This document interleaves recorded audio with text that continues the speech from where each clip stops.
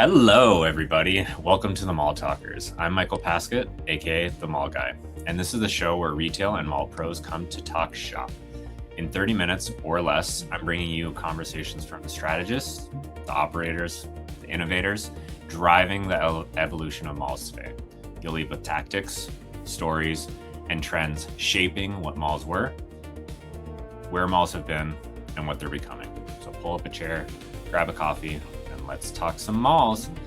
Today, I've got another special guest, Shivam Parikh, the CEO of Ground Support Labs, to talk through the digital signage strategy helping retail brands win in 2026.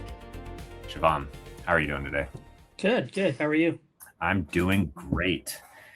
So I obviously know a lot about yourself. Can you explain what you do, who you are, even who Ground Support Labs are? Absolutely. So Ground Support Labs is a full turnkey provider to many industries, digital signage, out of home, retail media. We play in the mall space, obviously, which is why I'm Yeah. here. Many other verticals, government, retail, etc. So we've been doing the mall space for a long time. Obviously, grew up in New Jersey, which is the land of malls. So got a little personal connections to the mall space. Spent probably way too much time as a kid in malls, but now deploying technology in malls. Yeah. Obviously, like myself, hanging out at, what was it, Hot Topic and Spencer's when you're. Yeah, we had so I was just talking to someone. We had Sam Goody. We used to go listen to Yeah. music. Never purchased anything. You just kind of listened to all of the all of the music, and then you maybe got something to eat, and then you ran up and down the halls. And I guess our parents were happy because they could dump us somewhere for a couple hours and then pick us up. Basically a free daycare. Pretty much. Cool. So, as my next victim within this interrogation, let's crack at it. So, the first question, we'll keep it easy. So, how has digital signage evolved from a marketing tool to a core retail strategy in this day and age? Yeah, it's interesting. I mean, the first digital signage I installed was using DVD players, right? Like, I mean, I go that far back, right? So you had Wow. DVD players, and then you had USB sneaker net delivery, and then you had digital delivery. And I think what's, interesting is like years ago, it was like, you're turning all these static assets into something digital, right? And it was just like, let's just get something up. What can we afford? I mean, flat screens were pretty expensive back in the day. And it was kind of like, from my experience, it was just kind of modernizing the environment, right? You deployed the technology to modernize the environment. And now it's gone to, it's so commonplace that what's the next evolution, right? Is it data mining? Is it targeting? Is it, creating an experience information, to the end customer and user? Um, it's really kind of become a necessity for any environment to have digital signage, right? And that's kind of the challenge is like because it's a necessity, do you do it just to do it, or do you do it right and have it actually serve a function? Absolutely. And I have these conversations every day. Like, I would obviously, mine's more geared towards digital wayfinding on totems, digital signage. It's becoming so de facto across airports, across malls, across stadiums, like every venue type that the consumer is expecting it. But then excuse me, the conversations I'm having are, okay, we're just going to do it to do it. It's like, let's think about this. Let's Yeah. tag in players like yourself. Let's do this correctly and push the bounds of what is possible. Yeah, the challenge is all this technology isn't cheap, right? Mhm. So the just do it to do it. I mean, if you have the money, why not, right? Like, but if you're going to spend the money, why not have it be effective and return something, right? And that return doesn't have to be a dollar to dollar return.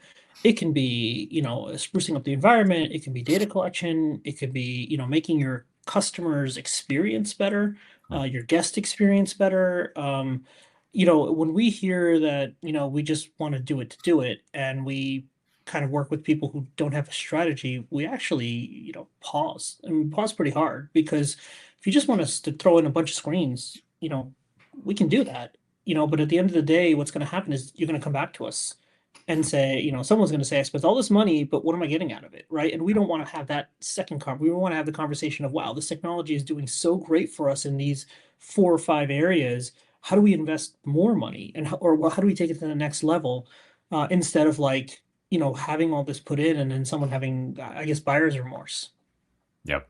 And it's a great point to kind of showcase how it has shifted from a marketing tool, maybe an ad carousel, maybe just like static wayfinding into this real core strategy. Like people should be thinking about what is it they're trying to gain and then curating their digital signage strategy to start to uh, head towards that blue sky dreaming within there.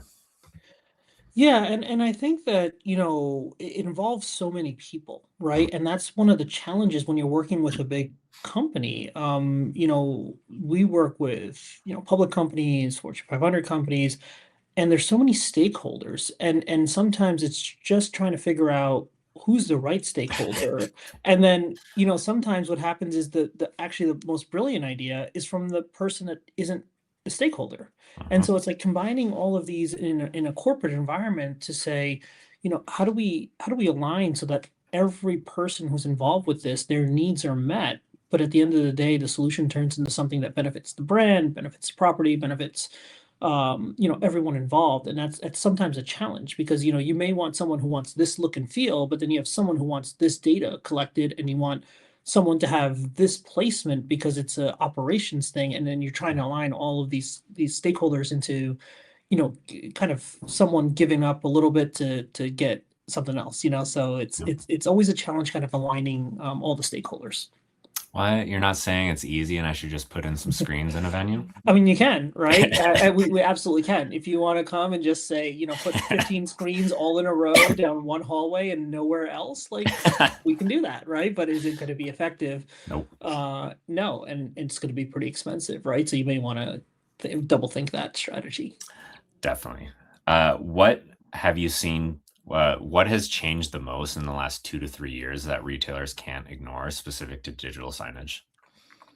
I think it's really the data collection, right? And it's the Interesting. intelligence screens, right? So really what's happening is that we're getting to this place where, it just was looping video. It was just something that was so standard, right? And now the content is becoming so dynamic. It's Yep. changing, on the fly. There's intelligence, there's data points.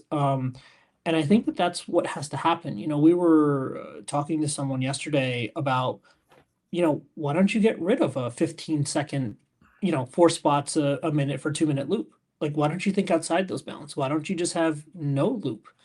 Just have the system dynamically assign content as it's needed. And I think that that's, breaking out of that mold is very difficult for a lot of people because it's what they know and it's what Mhm. they've been generating dollars on. And getting them to think that there may be something else is a risk. And it's very hard in corporate America for a lot of people to take those risks, right? To say, you've been doing this for 100 years, you made millions of dollars off of it, but here's a better way of doing it. Do you risk those millions to take that plunge, or do Mhm. you not? And you just keep doing what you're doing. So I think it's really the thing that, I think a lot of retailers, malls, and venues in general need to do is really think outside the box, right? And say, how do we display content on these screens in a way that's not traditional? And in a way that's not traditional, that the customer almost doesn't see that and it Mhm. blends into the environment. And I think that's really important too, because you have this kind of art form of blending content into the environment so that it goes unnoticed when it needs to be unnoticed, but it actually is relevant, and the customer can be targeted with the information they need, whether it's advertising, wayfinding, emergency messaging, whatever it is. So it's this kind of like hybrid model that you have to do with the content. And it's very tricky. Oh, it's not easy at all. And that actually segues into my next question.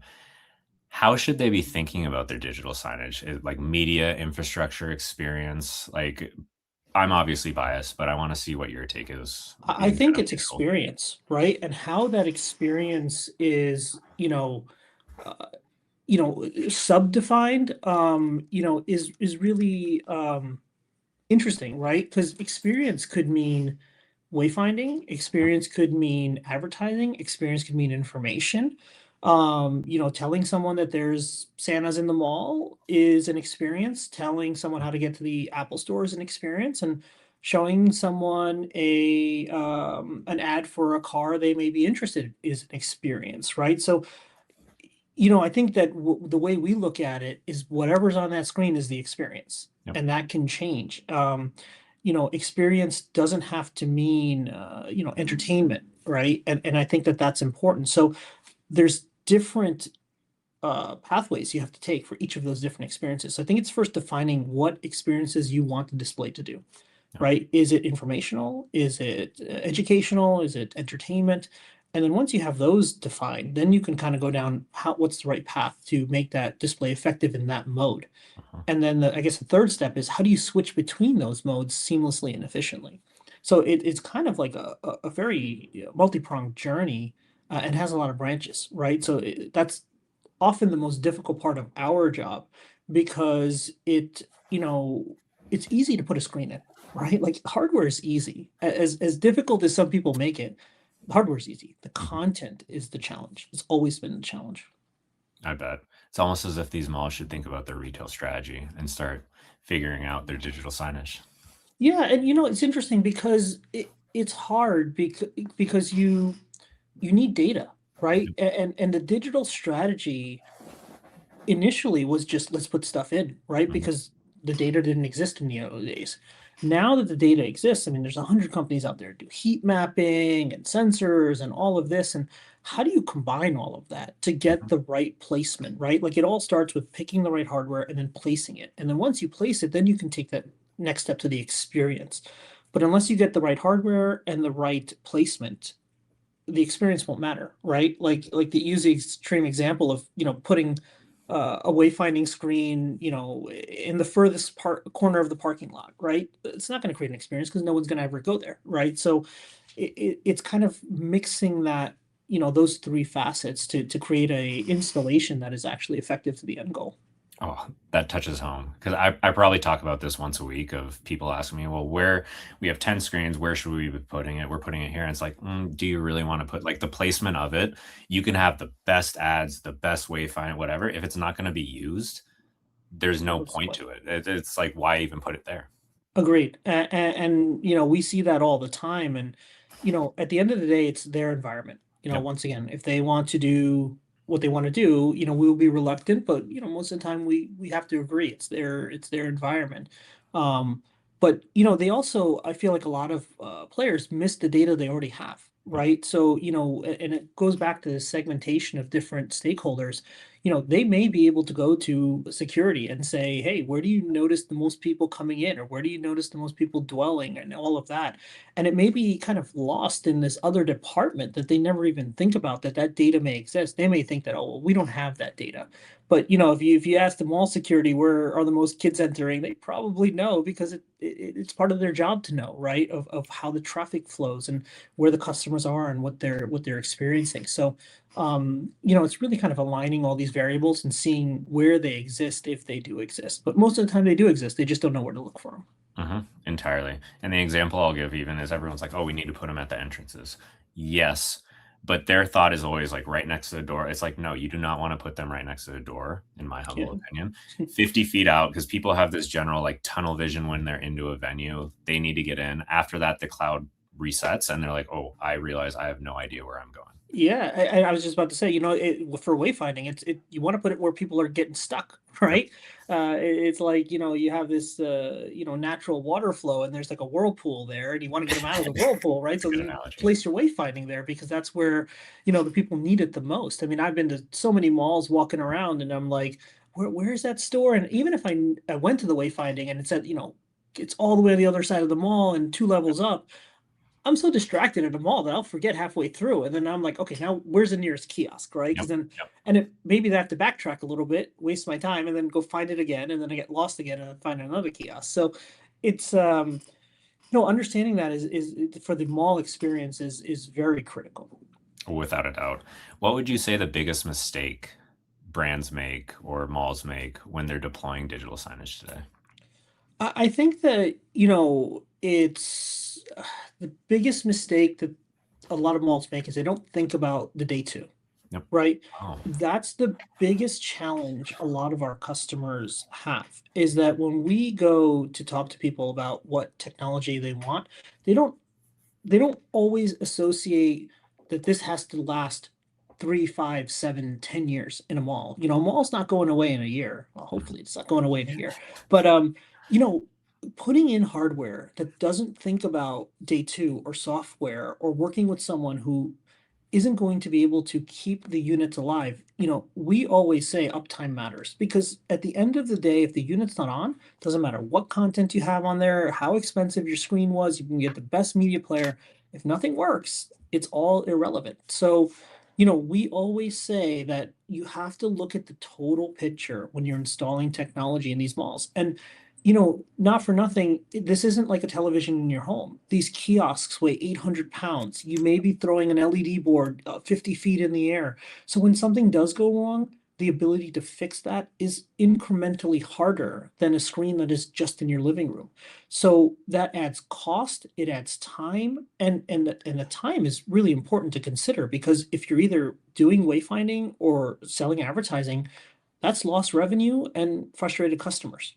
So, it's not like, the TV in your home going out and you can't watch your TV show. You can just figure it out the next day, right? So you may be annoyed, but you have a wayfinding unit that's in the busiest part of your mall down for a week. That's a huge challenge. And a lot of companies, they just think about the initial build, right? And it may go back to that whole instance of stakeholders where you may have one stakeholder who's the operations person who's only responsible for installing it. And then once they're done installing it, they move on to the next mall and it's the operations team of the mall to deal with the tech. So it's almost like the one hand doesn't talk to the other because it's kind of like, okay, I'm done. I got them up and running. I signed off. I'll see you later. And then 2 weeks later, someone's tech breaks and then that mall guy's like, well, I didn't pick this Yeah. stuff, now I got to deal with it. So we really encourage our mall partners to say, look at what you're buying and understand that this is what you're going to have for 3, 5, 7 years, and here's why it'll work, and here's why we believe you should do this. And it may sometimes involve spending more money, it may involve a longer lead time of a certain material or a certain part, but that will all be inconsequential when you're looking at this 4 years later and it still looks just as beautiful as the day you installed it. Well said. Well said. And how would you measure ROI behind impressions? Like, what in this day and age really is mattering for malls? It's really interesting, right? Impressions at the end of the day only matter if there's conversion. Yep. Right? I always say you have all of these brands spending millions of dollars on like the Super Bowl, right? If I asked you to maybe name 10 Super Bowl ads that you've seen in your lifetime, you probably couldn't. Nope. You may require the Budweiser frogs or like everyone has their one or two ads that they Was remember from their that? childhood or something. Nope. Nope. But think of the millions of dollars that are spent after the Super Bowl and the impressions that those ads get. What does it lead to, right? Brand awareness, maybe at the time, maybe for a couple weeks, a video goes viral here or there. So, for us, what's really important is trying to tie impressions to actual return, right? And that's the puzzle piece we're trying to actively figure out all the time. And I think even with wayfinding, if you're searching for a certain store, you know, and something comes up that helps you associate with that brand a little bit more or create a conversion at that brand, that one impression is more valuable than a million impressions of people just walking by with a Starbucks in their hand. So, Mhm. that's where we're really trying to challenge the status quo is understand that an impression has different values. And the industry goes by CPMs and things like that, but are those numbers really the right metric or the right value that you should be placing on them? Uh, it comes from just that's how the industry has worked for a long time, right? So we're trying to change that. Yeah. Yeah. Like, I get these conversations all the time. It's like, oh, impression for wayfinding usage. But really, the wayfinding side of things is generally with intent and discovery. Someone will have money in their hand, whether it's I am hungry and I need to find a store or a place to eat, or I am intending to go to Zara to buy a shirt. There's money in hand helping them to get to those locations, whether it's find a place to eat or that actual store. There is a higher chance of conversion if you can assist them while they're on site with money in their hands looking to spend it, as opposed to letting them figure it out. Yeah, I mean that's a really great point, right? If you're searching for something in a wayfinding unit, your likelihood that you're going to convert there Hmm. is super high, right? Yep. If you're searching for a clothing store or a Starbucks or a McDonald's, you're not going just to see the McDonald's like it's a tourist attraction. You're going because you're hungry. And if you can then reinforce that, it's incredibly valuable. If I was a brand, I would put an infinite money behind that, right? Like if you think about the money that's spent on television, CTV, and all these places, if you're an online retailer, that's one thing, right? But if you have a physical, a guest in a mall, and they're physically there to transact, and they're searching for that transaction, Yep. enforce it, right? That's throwing good money after good, right? So I think that's there's no better way to spend money than advertising dollars than enforcing a conversion. In that case, like what would separate the noise from like truly engaging in like in mall content? You know, that's a good question. I think what one person considers noise is another person's value, right? So it's different for everyone. If I was going there to get a slice of pizza and I saw an ad for a car and I'm not looking to buy a car, that car ad is noise, Hmm. right? If I'm looking for a car, but I'm there to buy some clothing, well, then that same ad is valuable to me. So it's really, as we get into the future, I think it's going to be differentiating that, right? And differentiating, understanding who's in that environment, able to see that screen and what are their preferences. And Hmm. and so how do you take a bucket of, let's say, 10 ads and only have the system play six of them, right? Because the four are irrelevant, and connecting all of those data points, we're not there yet. But I think that'll be the most valuable thing in the future because personally, I don't mind ads as long as they're relevant to me. Yep. Like if I find out about movies through ads, right? And yeah, you hear a little bit of the news here or there of some of the bigger studios and the superhero movies and all of that. But like there could be a really cool independent movie I have no clue about, and unless I get served the ad, I would never know that. So it's really important to continue to provide advertising. I think where people get annoyed is when you just get plastered with all sorts of irrelevant advertising, and it kind of jars your focus from what's really important. That's really interesting. It's curation based on your audience, and I am seeing more and more malls shift either sections, uh, like anchor tenants or entire malls to be dedicated or focus on certain areas. And like the example, just had this conversation last week. They're looking to make their entire right wing like very health, beauty, fitness. So they're installing in the anchor a gym with a smoothie bowl place, with an acai bowl, and with like Korean skincare. So this is very like health focused Yeah. wing of that. And the thought where I'm connecting this would be having that area only display ads or content specific to health and fitness because your audience is there. They are more open to seeing it, and it will drive more potential conversions. 100%. And that's what we're having our software platform do, right? Is understand all of this data and say, do you really want, hey, McDonald's, do you really want to advertise on the screen above the food court? 80% of the people are eating already. So, like, Yeah. what is it going to get you? You may get the 20% of people who haven't made a decision yet. Maybe you get a portion of those people. But, when you're building these ads, because the industry is, programmatic has evolved the industry significantly. But because, that's kind of how the industry thinks is that I'm just going to buy this area or this demographic, Yeah. and you're letting kind of the advertising do what it does, and you may not be placing it all in the right place. And I feel like there's a lot of waste, right, in the Yeah. advertising world. And if we can shrink that waste, what happens is maybe the more dollars pour into the industry, and brands will see that the medium of digital signage is the most valuable medium because, as we discussed earlier, you're right there next to the point of purchase. But I think it's still going to take a lot of effort to drive that waste out so that every dollar you're converting is more valuable when you spend it on advertising. Yeah, and it means malls have to think very critically, develop a strategy. Like, what is their focus? What do they want to do? What are their KPIs? Who are they serving? The list goes on and on. But Yeah. just starting with those core questions will help to develop content strategy, how many signs, ads, content, wayfinding, whatever it might be. Yeah, and what's great is that we're in a time where you can now process all of that with these large models and Yeah. AI and everything.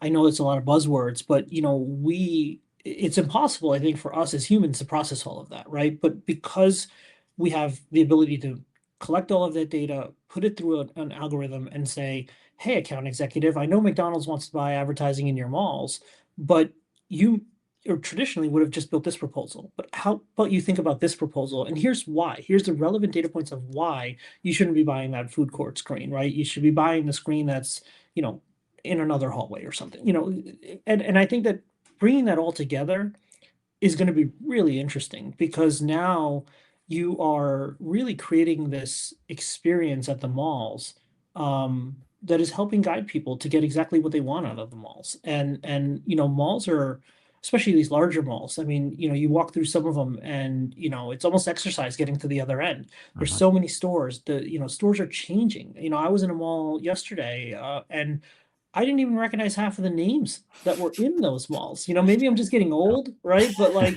you used to see like Foot Locker and all these stores. You see an AT&T store or whatever here or there, but there's all these amazing new brands and probably adding a lot of value to a lot of people. But how often do you know that brand, right? They may not have the marketing dollars to get on television, and spend all that money to create brand awareness, but what a great place to create that brand awareness in the actual malls using digital signage. Yep.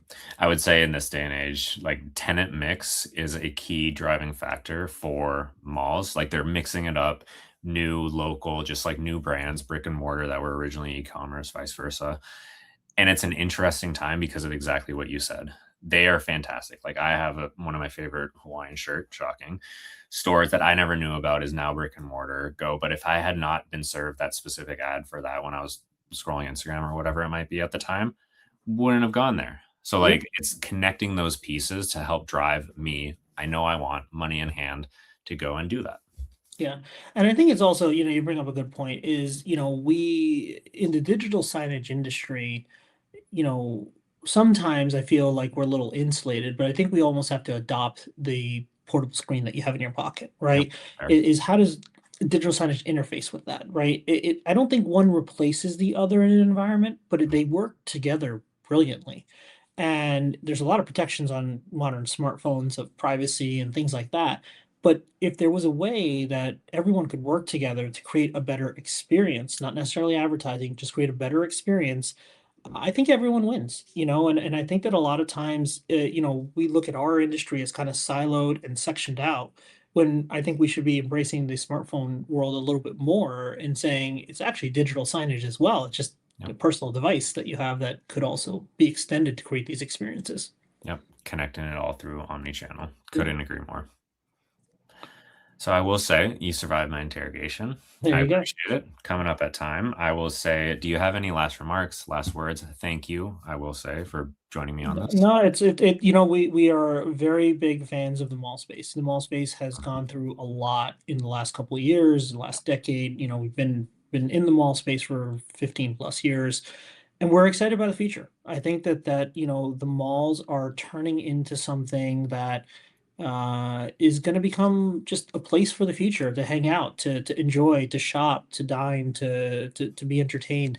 And technology is a huge part of that. So we're just super excited to be on the technology side of that to see what the next evolution of the mall looks like. Well said. Thank you again, Shivam. Of It's been course. fantastic. Thank you to the mall talkers. Chime in next time and we'll be on our next episode. Cheers.